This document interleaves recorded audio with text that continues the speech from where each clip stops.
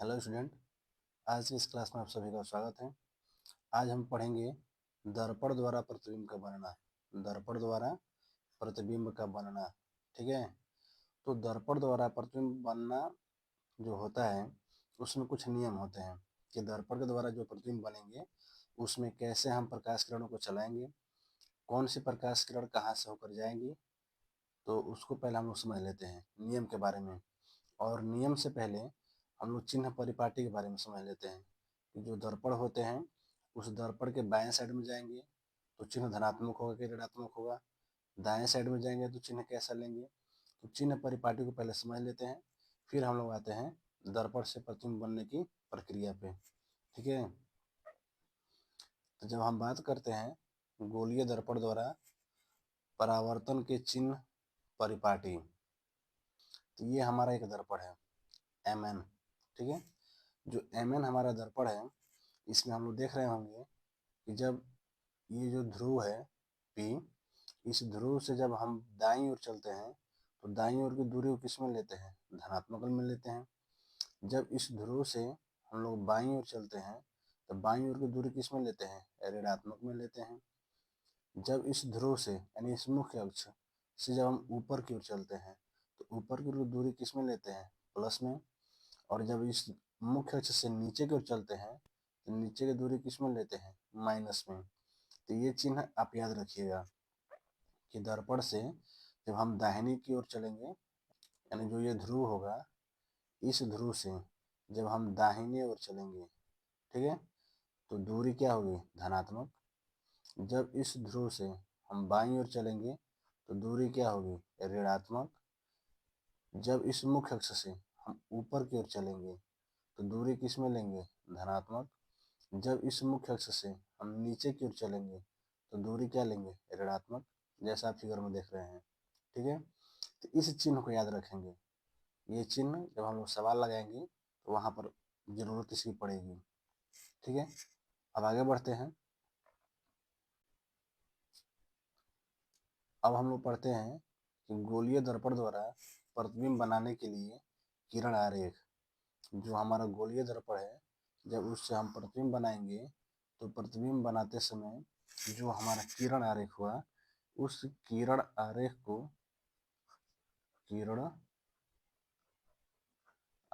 को हम कैसे चलाएंगे, कैसे चलाएंगे, ठीक है। तो इसमें दो तीन नियम होते हैं, उस नियम को खूब बढ़िया से समझ लीजिए ताकि जब हम लोग दर्पण द्वारा प्रतिबिंब को बनाएंगे तो उसमें कोई दिक्कत नहीं आएगी आपको। पहला जो नियम कहता है कि यदि कोई भी प्रकाश किरण है और वह मुख्य अक्ष के समानांतर आ रही है, कैसे आ रही है, मुख्य अक्ष के समानांतर, ठीक है। तो जब प्रकाश किरण मुख्य अक्ष के समानांतर आएगी तो वो परावर्तन के पश्चात परावर्तन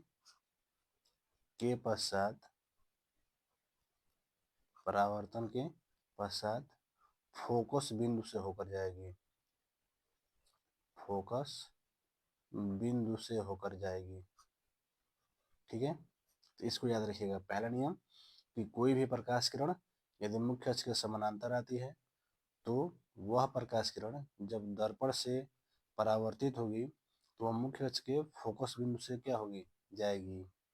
जैसे फिगर में देख लें, जब फिगर की बात करेंगे तो ये आपका मुख्य अक्ष है और ये मुख्य अक्ष के समानांतर आ रही है प्रकाश किरण, दर्पण पर यहाँ पर टकराई और टकराने के बाद देखिए इस मुख्य अक्ष के फोकस बिंदु से क्या हुई है, गुजर गई है।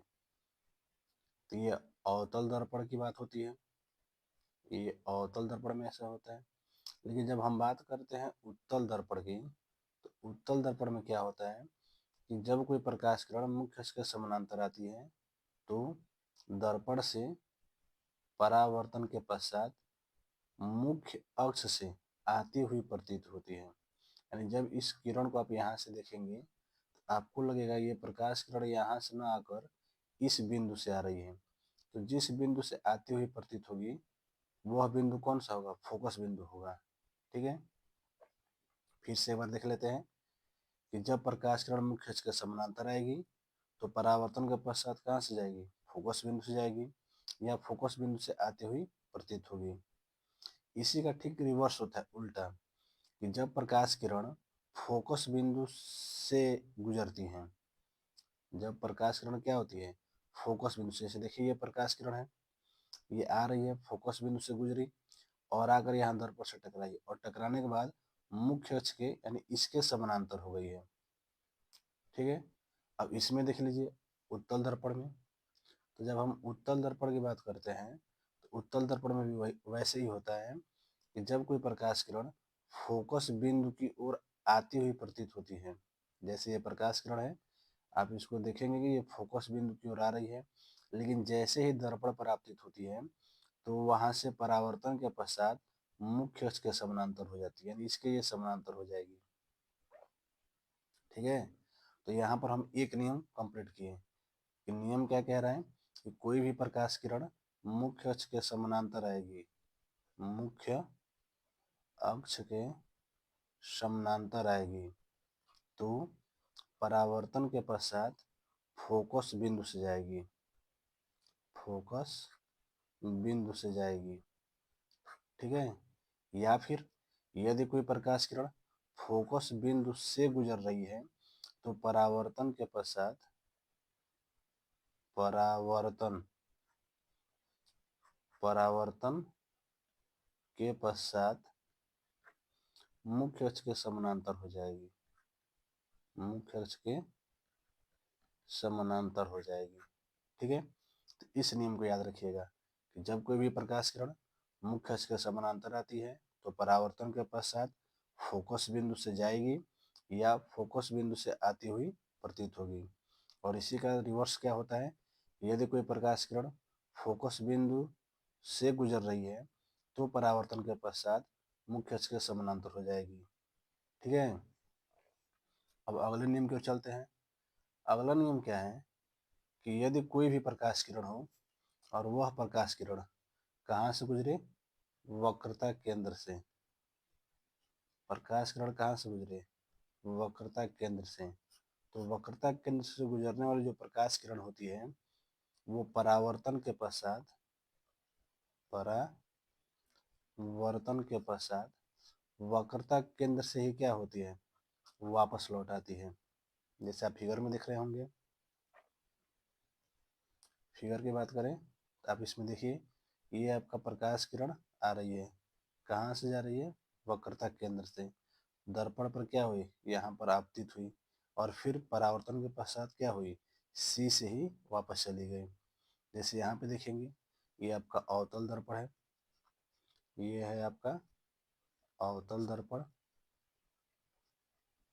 ठीक है, और ये आपका है उत्तल दर्पण, उत्तल दर्पण। तो उत्तल दर्पण में देखेंगे कि ये प्रकाश किरण क्या हो रही है, वक्रता केंद्र की ओर आती हुई प्रतीत हो रही है, लेकिन जब ये दर्पण पर आपतित हुई है तो यहीं से क्या हुई है, परावर्तित, और पुनः उसी रास्ते से क्या हो गई है, वापस लौट गई है। तो याद रखेंगे कि जब कोई भी प्रकाश किरण कहाँ से होकर गुजरेगी, वक्रता केंद्र से, तो वह अपने मार्ग से विचलित नहीं होगी, परावर्तन के पश्चात पुनः उसी मार्ग से क्या हो जाएगी, वापस आ जाएगी। ठीक है, तो ये आपका दूसरा नियम है। अब बढ़ते हैं अगले नियम की तरफ। अगला नियम क्या कहता है कि यदि कोई प्रकाश किरण है, वह प्रकाश किरण ध्रुव पर आपतित हो रहा है, कहाँ पर आपतित हो रहा है, ध्रुव पर।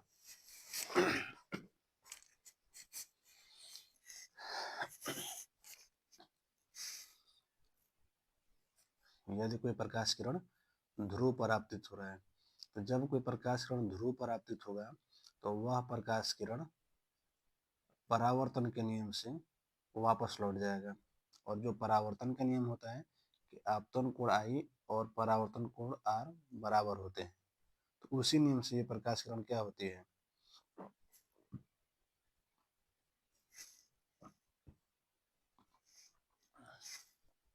वापस लौट जाती है। यानी यह जो नियम है वो प्रकाश के परावर्तन के सिद्धांत पर है। किसके सिद्धांत पर है, प्रकाश के परावर्तन ठीक है। अब तक हम लोग कितने नियम पढ़े हैं? 3 नियम पढ़े हैं। पहला जो नियम था वो नियम था हमारा कौन सा, कि जब कोई भी प्रकाश किरण, पहला नियम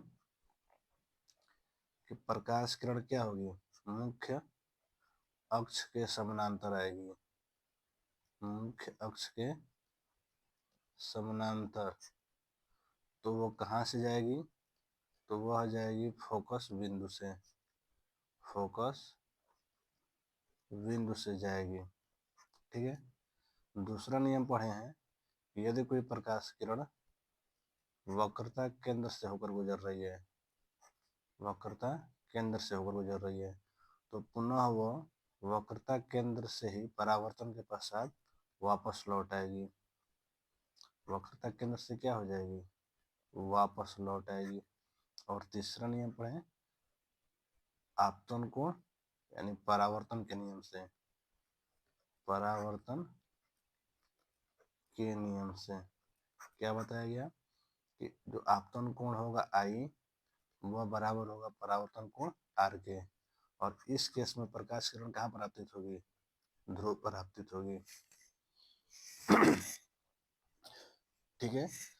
तो ये थे हमारे प्रकाश के, ठीक है, तो ये थे हमारे नियम दर्पण द्वारा प्रतिबिंब बनाने के। अब हम लोग चलते हैं दर्पण द्वारा प्रतिबिंब का बनना, पढ़ते हैं कैसे दर्पण द्वारा प्रतिबिंब बनते हैं। तो सबसे पहले इसमें हम बात करेंगे अवतल दर्पण की, कि जो अवतल दर्पण है उस अवतल दर्पण द्वारा प्रतिबिंब कैसे बनता है।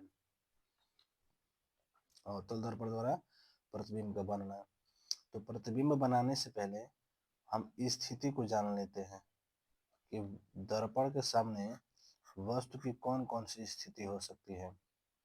यदि मान लें ये हमारा कौन सा दर्पण है? अवतल दर्पण है। ये हमारा एक अवतल दर्पण है और ये है इसका मुख्य अक्ष, और यह बिंदु कहलाएगा हमारा P। नाम लिख लेते हैं हम लोग। ये बिंदु मान लेते हैं P, इस बिंदु को मान लेते हैं क्या है? F, और इस बिंदु को मान लेते हैं क्या है? C। हम ये समझ रहे हैं कि दर्पण के सामने वस्तु कहाँ कहाँ पर रखी जा सकती है, उस स्थिति को देख रहे हैं। तो जहाँ पर ये मुख्य अक्ष खत्म हुआ है उसके बाद का जो हिस्सा है उसको अनंत मान लेते हैं, ये अनंत है। तो पहला स्थिति हो सकता है कि जब वस्तु अनंत पे हो, वस्तु कहाँ पे हो? अनंत पे। दूसरा स्थिति क्या हो सकता है कि वस्तु अनंत तथा C के बीच में हो। तीसरा स्थिति क्या हो सकता है कि जब वस्तु C पर हो। ठीक है। चौथा स्थिति क्या हो सकता है कि जब वस्तु C और F के बीच में हो। पांचवा स्थिति क्या हो सकता है कि जब वस्तु F पर हो। और छठवां स्थिति क्या हो सकता है कि जब वस्तु F तथा P के बीच में हो। तो ये 6 कंडीशन है या 6 स्थितियां हैं जहां पर हम किसी वस्तु को क्या कर सकते हैं? रख सकते हैं। जिसमें पहला है कि अनंत पे, और दूसरा है अनंत तथा वक्रता केंद्र, C मतलब वक्रता केंद्र के बीच में। तीसरा है वक्रता केंद्र पर। चौथा है वक्रता केंद्र तथा फोकस बिंदु के बीच में। पांचवा है फोकस बिंदु पर। और छठवा है फोकस बिंदु और ध्रुव के बीच में। ठीक है। तो ये 6 स्थितियां हैं जहां पर हम किसी वस्तु को दर्पण के सामने रख सकते हैं। अब इनमें से एक एक स्थिति को हम लोग पढ़ते हैं और समझते हैं। ठीक है। तो इसमें से एक एक हम लोग पढ़ते हैं। इसमें से जो पहला होगा, तो इसमें पहला है कि जब वस्तु अनंत पर स्थित हो, यानी जब वस्तु अनंत पर स्थित होगी तो प्रतिबिंब की स्थिति, प्रतिबिंब की स्थिति, ठीक है, फिर प्रतिबिंब का आकार, प्रतिबिंब का आकार, और फिर हो जाएगा प्रतिबिंब की प्रकृति, प्रतिबिंब की प्रकृति। यही तीन हमको चेक करना है बेसिकली, कि जब वस्तु अनंत पर होगा, ठीक है, तो प्रतिबिंब कहाँ पर बनेगा, उसकी स्थिति क्या होगी, आकार क्या होगा और प्रकृति क्या होगा। तो जब वस्तु अनंत पर होगा तो हम देख रहे हैं कि यह ए बी हमारा एक वस्तु है जो अनंत पर रखा है। अनंत मतलब मुख्य अक्ष के बाद रखा है। तो अनंत से जो चलने वाली प्रकाश किरणें होती हैं वो मुख्य अक्ष के समानांतर होती हैं। जैसे आप देख रहे होंगे फिगर में कि अनंत से जो ये प्रकाश किरणें चल रही हैं, ये प्रकाश किरणें इस मुख्य अक्ष के क्या है, समानांतर हैं। और अभी हम नियम पढ़ रहे हैं कि मुख्य अक्ष के समानांतर आने वाली जो प्रकाश किरणें होती हैं दर्पण से परावर्तन के पश्चात फोकस बिंदु से होकर जाती हैं। तो ये हमारा एक प्रकाश किरण है और ये दूसरा प्रकाश किरण है।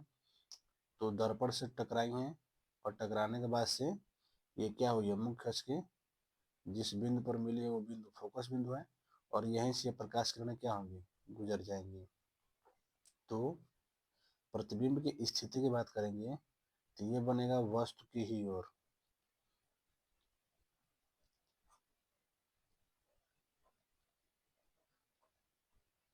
वस्तु, तो हम प्रतिबिंब की स्थिति की बात करें तो प्रतिबिंब कहाँ बनेगा, वस्तु की ही ओर बनेगा। यदि आकार की बात करें तो यहाँ पे देखिए यहाँ पर मिला है, तो जहाँ पर प्रकाश किरणें मिलती हैं वहीं पर इमेज बनता है, प्रतिबिंब बनता है। तो आकार हो जाएगा वस्तु से बहुत छोटा, वस्तु से बहुत छोटा, बहुत छोटा, या इसको हम कह सकते हैं कि बिंदुवत, बिंदु के आकार का बनेगा। ठीक है। प्रकृति की बात करेंगे तो प्रकृति में क्या बनेगा, तो प्रकृति में हो जाएगा वास्तविक, प्रकृति में क्या हो जाएगा, वास्तविक। ठीक है। तो ये पहली स्थिति थी कि जब वस्तु कहाँ हो जाएगा, अनंत पे। एक बात याद यहाँ पर रखिएगा कि जब प्रकाश किरणें, यानी जो ये प्रकाश किरणें आ रही हैं, ये प्रकाश किरणें वास्तव में मिलती हैं, वास्तव में मिलती हैं। तो जब वास्तव में मिलती हैं तो जो प्रतिबिंब बनेगा, जो प्रतिबिंब बनेगा वह प्रतिबिंब होगा वास्तविक। प्रतिबिंब कैसा होगा, वास्तविक। और जो वास्तविक प्रतिबिंब होता है वो होता है उल्टा। वास्तविक प्रतिबिंब कैसा होता है, उल्टा होता है। तो इसको याद रखिएगा कि जब प्रकाश किरणें मिलेंगी तो मिलने के बाद से जो इमेज बनेगा वो वास्तविक होगा और वो कैसा होगा, उल्टा होगा। तो ये पहला आपका रहा। अब बढ़ते हैं हम लोग दूसरे विकल्प की तरफ।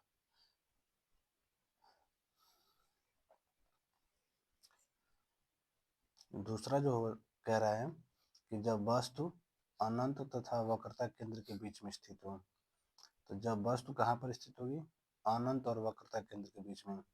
तो इधर वाला हिस्सा हमारा अनंत हो गया और यह बिंदु क्या हो गया, वक्रता केंद्र हो गया। तो जब इन दोनों के बीच में वस्तु को स्थित करेंगे, आप देख रहे हैं अनंत और ये वक्रता केंद्र, इसके बीच में वस्तु स्थित है ए बी। तो जो पहला प्रकाश किरण है मुख्य अक्ष के समानांतर चला, यह वाला प्रकाश किरण, और यहाँ पे टकराया। और ये जब मुख्य अक्ष के समानांतर चल रहा है तो ये कहाँ से जाएगा, फोकस बिंदु से। ठीक है, फोकस बिंदु से निकल गया। दूसरा प्रकाश किरण कहाँ से चलाएंगे, तो दूसरा प्रकाश किरण हम लोग चला देंगे वक्रता केंद्र से। और नियम ये कहता है कि जब कोई भी प्रकाश किरण वक्रता केंद्र से होकर गुजरती है तो परावर्तन के पश्चात पुनः उसी मार्ग से क्या होती है, वापस लौट आती है। तो ये दोनों प्रकाश किरण एक दूसरे को यहाँ पे क्या कर रही हैं, काट रही हैं। जहाँ पर मिलेंगी या जहाँ पर काटेंगी वहीं पर प्रतिबिंब बनेगा।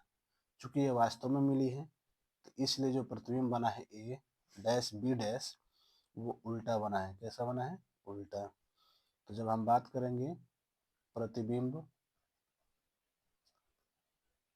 प्रतिबिंब की स्थिति, तो जो प्रतिबिंब की स्थिति होगी वो हो जाएगा वस्तु की ओर, वस्तु की ओर। फिर हम बात करेंगे प्रतिबिंब का आकार, प्रतिबिंब का आकार। जब हम प्रतिबिंब के आकार की बात करेंगे तो ये होगा वस्तु से छोटा, वस्तु से छोटा। ठीक है, जैसे आप फिगर में भी देख रहे होंगे कि वस्तु इतना बड़ा है और प्रतिबिंब की लंबाई केवल इतनी ही है, तो प्रतिबिंब का आकार कैसा हो जाएगा, वस्तु से छोटा। हम बात करेंगे प्रतिबिंब की प्रकृति की, प्रतिबिंब की प्रकृति। तो जब प्रतिबिंब की प्रकृति की बात करेंगे तो जब प्रकाश किरण देख रहे हैं कि वास्तव में मिल रही है, तो जब वास्तव में मिलेंगे तो जो इमेज बनेगा वो क्या होगा, वास्तविक। इमेज क्या हो जाएगा, वास्तविक। वस्तु से छोटा हो ये गया है, ठीक है, वास्तविक होगा। और वास्तविक प्रतिबिंब क्या होते हैं, उल्टा। तो ये उल्टा हो गया। तो ये जब वस्तु को हम कहाँ पर रखेंगे, अनंत और वक्रता केंद्र के बीच में, तो वस्तु का वास्तविक उल्टा तथा वस्तु से छोटा प्रतिबिंब वस्तु की ही ओर बनेगा। कहाँ पर बनेगा, तो ये बनेगा सी और एफ के बीच में। कहाँ बनेगा, सी मतलब वक्रता केंद्र और एफ मतलब फोकस बिंदु। तो वक्रता केंद्र और फोकस बिंदु के बीच में बनेगा। ठीक है, एक बार फिर से देख लेते हैं कि जब वस्तु को हम कहाँ पर रखे हैं, वस्तु को रखे हैं हम लोग अनंत और वक्रता केंद्र के बीच में, तो इमेज कहाँ बना। तो जब कोई वस्तु अनंत और वक्रता केंद्र के बीच में होती है तो वस्तु का वास्तविक उल्टा तथा वस्तु से छोटा प्रतिबिंब वस्तु की ही ओर वक्रता केंद्र और फोकस बिंदु के मध्य बनता है। जैसे आप देख लीजिए फिगर में, वक्रता केंद्र और ये वक्रता केंद्र है और ये फोकस है, इनके बीच में बना है। ठीक है, अब बढ़ते हैं तीसरे विकल्प की तरफ। तो तीसरा विकल्प ये कह रहा है कि जब वस्तु वक्रता केंद्र पर स्थित हो। ठीक है, ये मोस्ट इंपॉर्टेंट है, तो इसलिए इसको हम लिख दे रहे हैं MIMP। कि जब वस्तु को अवतल दर्पण के सामने हम वक्रता केंद्र पर रखते हैं तो प्रतिबिंब कैसा बनता है। तो वस्तु को हम लोग रख दिए हैं अवतल दर्पण के सामने वक्रता केंद्र पर, तो ये है वक्रता केंद्र। ठीक है, अब यहाँ पर हम ये देख रहे हैं कि जो पहली प्रकाश किरण है वो इस मुख्य अक्ष के समानांतर चल रही है, और जब मुख्य अक्ष के समानांतर चलेगी तो दर्पण से परावर्तन के पश्चात किस बिंदु से जाएगी, फोकस से जाएगी। ठीक है, और दूसरी प्रकाश किरण जो हम चलाए हैं वो चलाए हैं फोकस बिंदु से। और नियम ये कहता है कि जब कोई भी प्रकाश किरण फोकस बिंदु से गुजरती है तो परावर्तन के पश्चात इस मुख्य अक्ष के क्या हो जाती है, समानांतर हो जाती है। प्रकाश किरण को एक बार और समझ लेंगे कि प्रकाश किरण कहाँ चला है, पहला प्रकाश किरण चला है मुख्य अक्ष के समानांतर, जो कहाँ से जा रहा है, फोकस बिंदु से। और दूसरा प्रकाश किरण चला है फोकस बिंदु से, जो मुख्य अक्ष के क्या हो जा रही है, समानांतर हो जा रही है। ठीक है, तो अब ये दोनों प्रकाश किरण एक दूसरे को यहाँ पे काट रही हैं या एक दूसरे से यहाँ मिल रही हैं। तो जहाँ पर मिलेंगे वही इमेज बन जाएगा क्या, ए डैश बी डैश। वस्तु है ए और बी, इमेज क्या है, ए डैश बी डैश। तो इस स्थिति में प्रतिबिंब की स्थिति, प्रतिबिंब की स्थिति, जब प्रतिबिंब की स्थिति की हम बात करेंगे तो हम देख रहे हैं कि जो हमारा प्रतिबिंब है वो प्रतिबिंब कहाँ पे बन रहा है, तो वो प्रतिबिंब बन रहा है हमारा सी पर, यानी वक्रता केंद्र पर, वक्रता केंद्र पर। ठीक है, फिर हम लोग बात कर लेते हैं प्रतिबिंब, प्रतिबिंब की प्रकृति के बारे में। प्रतिबिंब की प्रकृति। तो प्रकृति क्या होगा, चूंकि प्रकाश किरणें वास्तव में मिली हैं इसलिए क्या बनेगा, प्रतिबिंब वास्तविक। और वास्तविक प्रतिबिंब क्या होता है, उल्टा होता है। ठीक है, बात करते हैं प्रतिबिंब के आकार की। प्रतिबिंब का आकार, तो जब हम प्रतिबिंब के आकार की बात करते हैं तो ये होता है वस्तु के बराबर, वस्तु के आकार के बराबर, वस्तु के आकार के बराबर। तो आप देख सकते हैं यहाँ पर प्रतिबिंब का आकार वस्तु के बराबर है, यानी जितना बड़ा हमारा वस्तु है उतना ही बड़ा क्या है, प्रतिबिंब है। इंक हम चेंज कर दे रहे हैं, देख लीजिए अच्छे से। ये है हमारे वस्तु की लंबाई। ठीक है, जितना बड़ा वस्तु है उतना ही बड़ा क्या है, प्रतिबिंब है। तो यहाँ पर जो प्रतिबिंब बनेगा वो वस्तु के आकार के बराबर बनेगा। तो ये हमारा तीसरा स्थिति था कि जब हम किसी भी वस्तु को अवतल दर्पण के सामने कहाँ पर रखते हैं, वक्रता केंद्र पर रखते हैं। ठीक है, अब बढ़ते हैं अगले हम लोग चौथी स्थिति पे। तो जो चौथा स्थिति हम लोग का वो ये है कि जब कोई वस्तु वक्रता केंद्र तथा फोकस बिंदु के बीच में स्थित हो। यानी वस्तु कहाँ स्थित है, तो जो वस्तु स्थित है वो वस्तु है हमारा वक्रता केंद्र यानी सी और एफ के बीच में। अब देख लीजिए, ये आपका सी है और ये आपका एफ है। वस्तु ए बी रखी गई है यहाँ पे, ये आपका बिंदु एफ है और ये बिंदु क्या है, सी है। इन दोनों के बीच में एक वस्तु रखी गई है ए बी, ये वाली जो वस्तु है आप देख रहे होंगे, ए बी एक वस्तु रखी गई है। तो जो पहला प्रकाश किरण है वो हम कैसे चलाएंगे, तो पहला मेरा प्रकाश किरण चलेगा इस मुख्य अक्ष के समानांतर। तो ये पहला प्रकाश किरण चला, दर्पण से टकराया और टकराने के बाद कहाँ से हो जाएगा, ये फोकस से। नियम ये कहता है कि कोई भी प्रकाश किरण जब मुख्य अक्ष के समानांतर आती है तो परावर्तन के पश्चात फोकस बिंदु से निकल जाती है। ठीक है, दूसरा जो प्रकाश किरण है वो हम चलाएंगे दूसरा जो प्रकाश किरण है उसको हम चलाएंगे वक्रता केंद्र से। तो ये जाएगा और यहाँ से टकराएगा और टकराने के बाद पुनः इसी रास्ते से क्या हो जाएगा, वापस आएगा। यानी जब कोई प्रकाश किरण वक्रता केंद्र से गुजरता है तो परावर्तन के पश्चात वक्रता केंद्र से क्या हो जाता है, वापस लौट आता है। तो ये वापस लौट आएगी।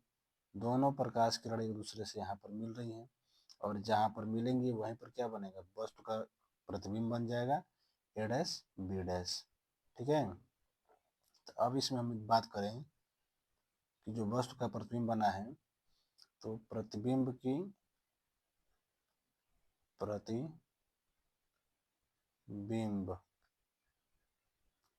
स्थिति। तो जब हम प्रतिबिंब की स्थिति की बात करते हैं तो ये बनता है वस्तु की ओर बनता है। ठीक है, कहाँ पर बनता है, तो हम देख रहे हैं यह बन रहा है अनंत तथा वक्रता केंद्र के बीच, वक्रता केंद्र के बीच। ठीक है, अब बात करते हैं प्रतिबिंब के आकार की। प्रतिबिंब का आकार।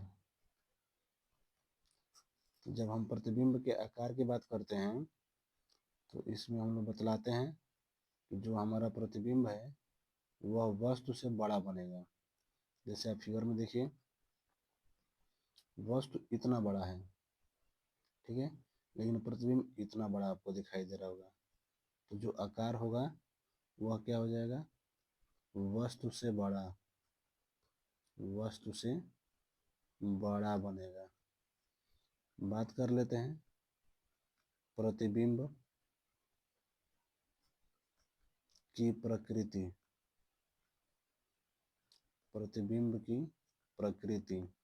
तो जब प्रकृति की बात करेंगे तो यहाँ पर भी क्या हो रहा है, प्रकाश किरणें वास्तव में मिल रही हैं। और जब वास्तव में मिल रही हैं तो जो प्रतिबिंब बनेगा वो क्या हो जाएगा, वास्तविक। प्रतिबिंब क्या होगा, वास्तविक। और वास्तविक प्रतिबिंब क्या हो जाते हैं, उल्टा। ठीक है, तो इसको देख लेते हैं एक बार और कि जब कोई भी प्रकाश किरण वक्रता केंद्र तथा फोकस बिंदु के बीच स्थित होता है तो उसका वास्तविक, उल्टा तथा वस्तु से बड़ा प्रतिबिंब वस्तु की ही ओर अनंत तथा वक्रता केंद्र के बीच बनता है। ठीक है, यानी जब कोई वस्तु वक्रता केंद्र और फोकस बिंदु के बीच स्थित होती है तो उसका वास्तविक, उल्टा तथा वस्तु से बड़ा प्रतिबिंब वस्तु की ओर अनंत और वक्रता केंद्र के बीच बनता है। ठीक है, अब हम लोग बढ़ते हैं अपने पांचवी स्थिति की ओर। तो जो पांचवा स्थिति होगा वो हमारा हो जाएगा कि जब कोई वस्तु फोकस बिंदु पर स्थित है। कहाँ पर स्थित है, फोकस बिंदु पे। तो जब कोई भी वस्तु फोकस बिंदु पर स्थित होगा तो उसका प्रतिबिंब कहाँ पर बनेगा उसको देखते हैं। तो ये आपका वस्तु है ए बी, आप देख रहे होंगे फिगर में, ये वस्तु है ए बी। ठीक है, फोकस बिंदु पर स्थित है। तो पहला प्रकाश किरण कहाँ से चलाएंगे, तो पहला प्रकाश किरण चलेगा मुख्य अक्ष के समानांतर। तो ये पहली प्रकाश किरण चली, दर्पण से टकराई और टकराने के बाद कहाँ से जाएगा, फोकस से जाएगा। ठीक है, और दूसरा प्रकाश किरण कहाँ से चलाएंगे, तो दूसरा प्रकाश किरण चलेगा वक्रता केंद्र से। तो ये चला, तो यहाँ पर जाकर टकराएगा ये, और टकराने के बाद से कहाँ से निकल जाएगा, वक्रता केंद्र से निकल जाएगा। अब ये दोनों प्रकाश किरणें कहाँ पर जाकर मिलेंगी, तो अनंत पे जाकर मिलेंगी। ठीक है, फिर देख लीजिए कि प्रकाश किरण को कहाँ से चलाया गया। तो पहला प्रकाश किरण चला मुख्य अक्ष के समानांतर जो फोकस बिंदु से गया, और दूसरा प्रकाश किरण चला कहाँ से, वक्रता केंद्र से। तो दर्पण से परावर्तन के पश्चात वक्रता केंद्र से क्या हो गया, वापस लौट आया। और ये दोनों प्रकाश किरणें कहाँ पर मिलेंगी, अनंत पर मिलेंगी। तो अब इस स्थिति में यदि हम बात करें कि जो हमारा प्रतिबिंब है उस प्रतिबिंब की स्थिति क्या होगी, तो प्रतिबिंब की स्थिति, प्रतिबिंब की स्थिति। तो यदि हम स्थिति की बात करें तो वस्तु की ही ओर बन रहा है, वस्तु की ही ओर। ठीक है, कहाँ पर बन रहा है, तो ये बन रहा है अनंत पर। कहाँ पर बन रहा है, अनंत पर। बात करें प्रतिबिंब की प्रकृति की, तो यदि प्रतिबिंब की प्रकृति देखें तो वह क्या होगा, क्योंकि ये अनंत पर जाकर मिल जाएंगे इसलिए इसको हम वास्तविक ही लिखेंगे, वास्तविक। और वास्तविक प्रतिबिंब क्या हो जाएगा, उल्टा तथा वस्तु से बड़ा, वस्तु से बड़ा। अब बात कर लेते हैं प्रतिबिंब के आकार की। प्रतिबिंब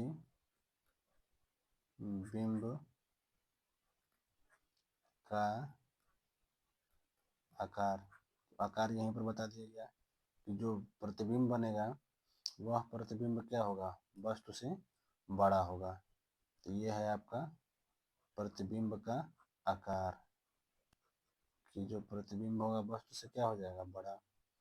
तो एक बार पुनः देख लीजिए इसको कि जब कोई वस्तु अवतल दर्पण के सामने फोकस बिंदु पर स्थित होती है तो उसका वास्तविक, उल्टा तथा वस्तु से बड़ा प्रतिबिंब वस्तु की ही ओर अनंत पर बनता है।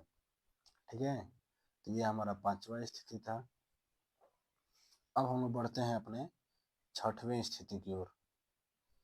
तो यह है हमारा छठवां स्थिति कि जब कोई वस्तु कहाँ पर स्थित हो जाएगी, तो जब कोई वस्तु हमारा स्थित रहेगा फोकस बिंदु और ध्रुव के बीच में, यानी जब वस्तु को हम स्थित कर रहे हैं कहाँ पे, F और P के बीच में।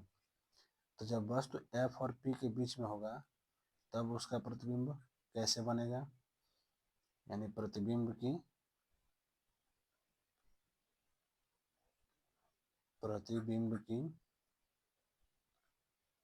स्थिति, ठीक है। फिर हम इसमें देख लेंगे प्रतिबिंब की प्रकृति, फिर देख लेंगे प्रतिबिंब का आकार, प्रतिबिंब का आकार। तो जब हम पहले समझ लेंगे प्रकाश किरण कैसे कहाँ से चलाएंगे, तो ये है फोकस बिंदु और ये है हमारा ध्रुव, ये हुआ ध्रुव और ये हुआ फोकस बिंदु। दोनों के बीच में एक वस्तु रखी है जिसका नाम क्या है, ए बी। तो जो पहला प्रकाश किरण होगा उसको हम लोग प्रकाश के परावर्तन के नियम के अनुसार चलाएंगे। कैसे कि अब ये चला हमारा प्रकाश किरण और टकराया ध्रुव पर, और ध्रुव पर टकराने के बाद से क्या हो गया, ये इस दिशा में चला गया, यानी ये आपतन कोण और परावर्तन कोण दोनों बराबर हो गए। उस हिसाब से प्रकाश किरण चला है। और दूसरा प्रकाश किरण कैसे चला है, तो दूसरा प्रकाश किरण चला है हमारा वक्रता केंद्र से। कहाँ से, वक्रता केंद्र से प्रकाश किरण गया, यहाँ से दर्पण पर टकराया और टकराने के बाद क्या हो गया, सी से चला गया। हम ये देख रहे हैं कि जैसे जैसे प्रकाश किरणें आगे बढ़ रही हैं इनके बीच की जो ये दूरी है वो बढ़ती जा रही है, तो ये आगे कभी नहीं मिलेंगी, और जब आगे नहीं मिलेंगी तो इमेज बनेगा नहीं।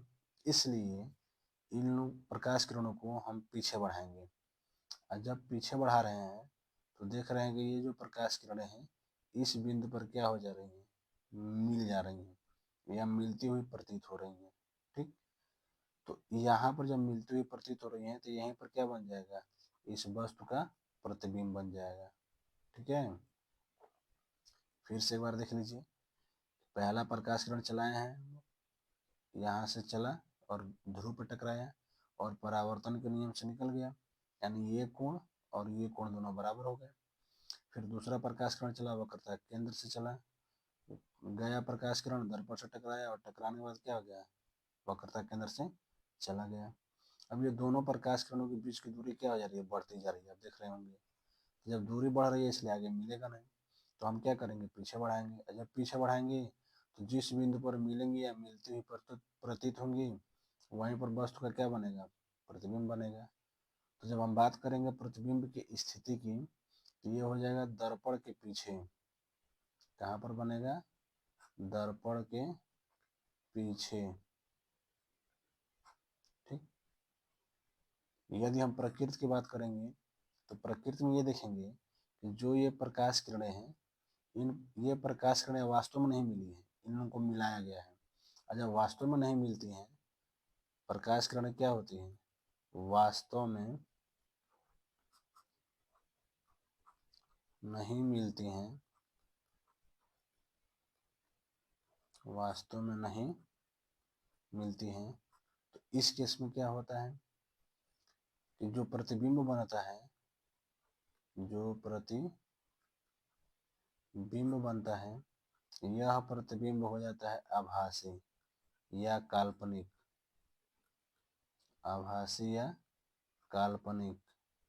और आभासी या जो काल्पनिक प्रतिबिंब होते हैं वे होते हैं सीधा, क्या होता है, सीधा। जैसे कि आप फिगर में देख रहे होंगे एकदम सीधा बना है, ये तीर ऊपर की तरफ है, यहाँ भी तीर किधर है, ऊपर की तरफ है। तो जब हम प्रकृति की बात करेंगे तो जो प्रकृति होगा प्रतिबिंब का वो हो जाएगा कैसा, आभासी या काल्पनिक भी बोल सकते हैं, आभासी, ठीक है,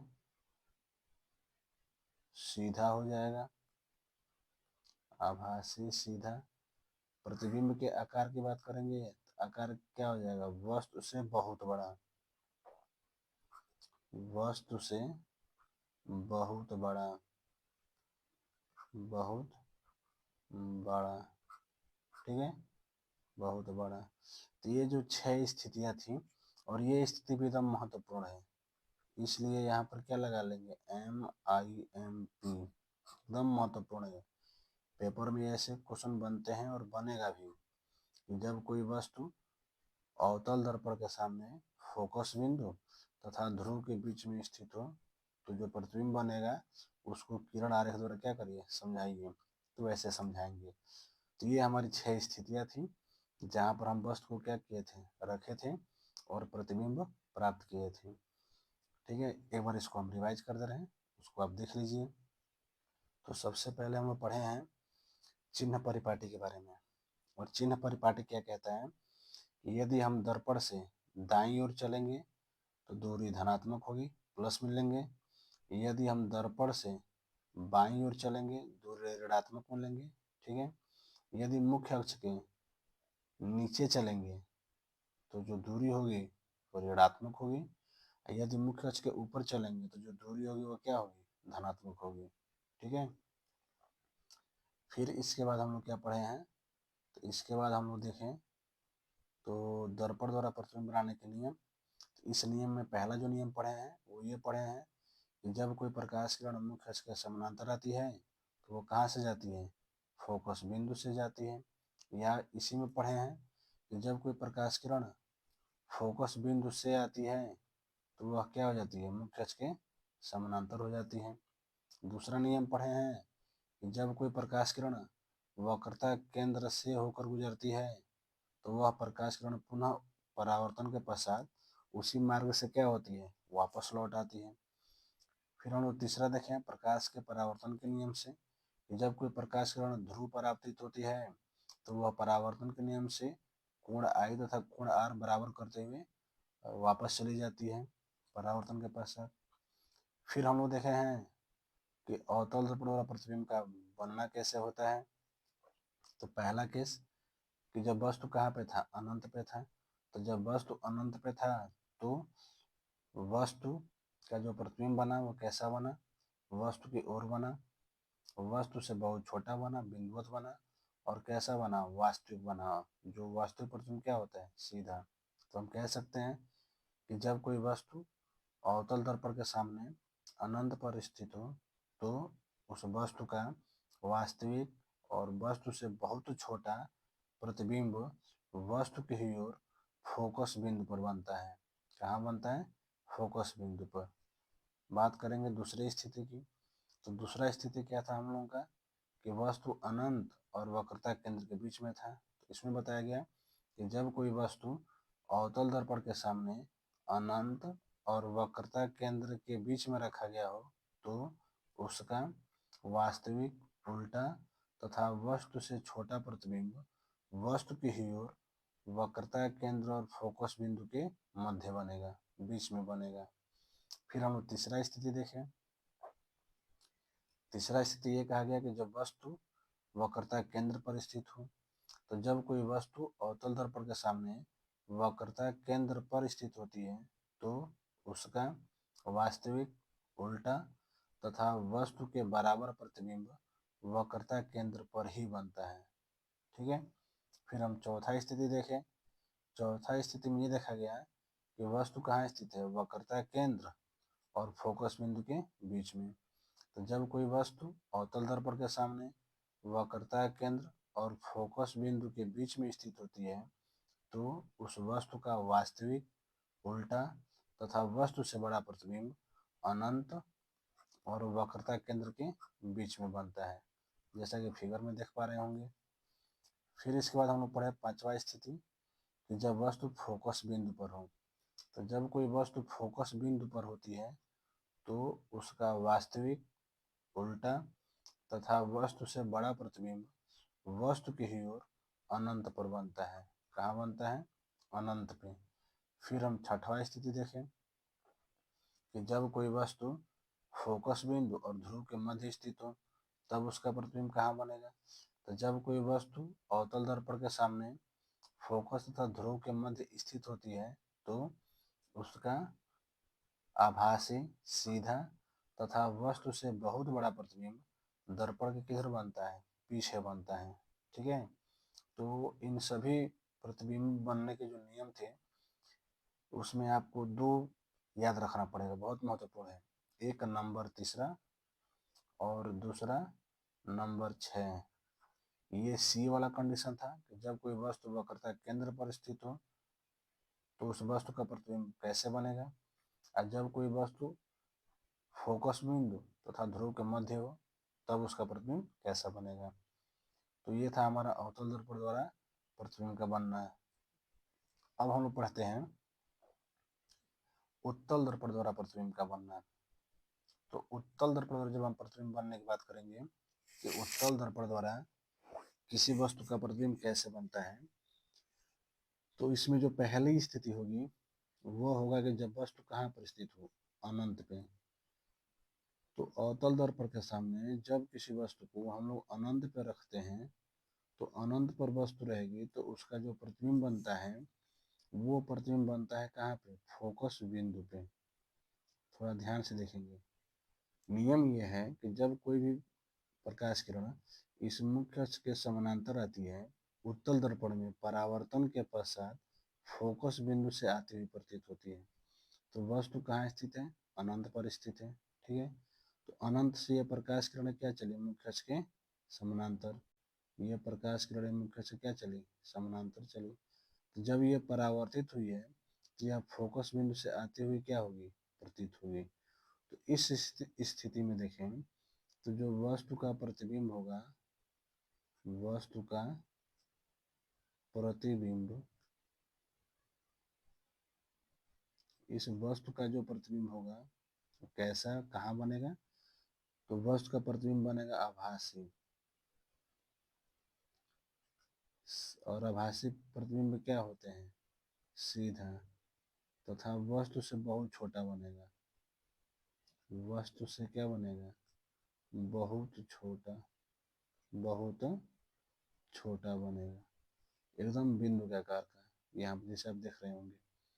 अब आभासी इसलिए बनता है, यह प्रकाश किरणें परावर्तन के पश्चात तो वापस लौट गई है इस दिशा में, दोनों के दोनों।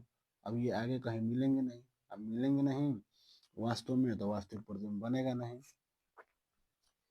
इसलिए इन प्रकाश किरणों को हम पीछे बढ़ाएंगे, और पीछे बढ़ाएंगे तो ये हमको फोकस बिंदु पर मिलते हुए क्या होंगे, प्रतीत होंगे, या वहां से आती हुई प्रतीत होंगे। तो पहला स्थिति यही होता है कि जब अनंत पर वस्तु होता है तो उसका इमेज कहाँ बनता है, दर्पण के दूसरी तरफ बनता है, कहाँ पे, तो फोकस बिंदु पर। आभासी होता है, छोटा होता है और वस्तु से बहुत छोटा होता है। अब हम लोग बढ़ते हैं दूसरे स्थिति की तरफ। अब इसके अलावा कोई भी स्थिति आप लेंगे, यानी उत्तल दर्पण में अनंत को छोड़कर आप किसी भी स्थिति की बात करेंगे तो उस स्थिति में केवल अनंत को छोड़ देना है। और अनंत को छोड़ने के बाद से चाहे वस्तु कहाँ हो, अनंत और सी के बीच में हो, चाहे सी पर हो, चाहे सी और एफ के बीच में हो, चाहे एफ पर हो, चाहे एफ और पी के बीच में हो, तो इन सभी स्थितियों में जो प्रतिबिंब बनता है वो प्रतिबिंब बनता है दर्पण के दूसरी तरफ, दर्पण के दूसरी तरफ। ठीक है, कहाँ पर बनता है, तो ध्रुव तथा फोकस बिंदु के मध्य, ध्रुव तथा फोकस बिंदु के मध्य कैसा बनता है, तो वह बनता है आभासी, आभासी, सीधा तथा वस्तु से छोटा, वस्तु से छोटा। ठीक है, ये स्थिति होती है कि जब किसी भी वस्तु को हम लोग कहाँ रखते हैं, हम लोग रखते हैं उत्तल दर्पण के सामने, चाहे वो अनंत और सी के बीच में हो, चाहे सी पर हो, चाहे सी और एफ के बीच में हो, चाहे एफ पर हो, या एफ और पी के बीच में हो। तो जो प्रतिबिंब की स्थिति होती है, प्रतिबिंब की क्या होती है स्थिति, वो दर्पण के दूसरी तरफ होती है। और कहाँ पर होती है, तो ध्रुव और फोकस के मध्य होती है। प्रकृति और आकार की बात करें, प्रकृति और आकार, तो जो प्रकृति और आकार होता है वो कैसा होता है, आभासी होता है, सीधा होता है, और वस्तु से कैसा होता है, छोटा। फिगर में देख लें। अब ये जो हमारा दर्पण है, ये दर्पण है उत्तल।